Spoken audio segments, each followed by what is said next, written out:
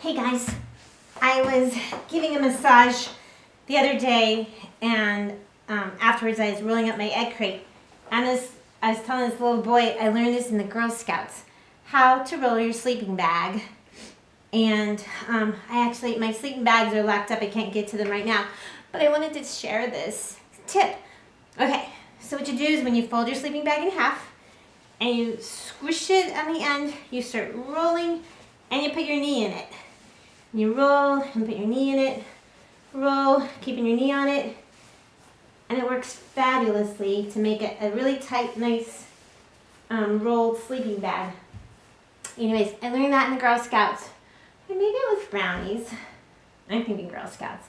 Anyways, this is for Millan, and good luck with rolling your sleeping bags. Bye-bye. Happy camping. Camping, glamping, whatever it is. Bye.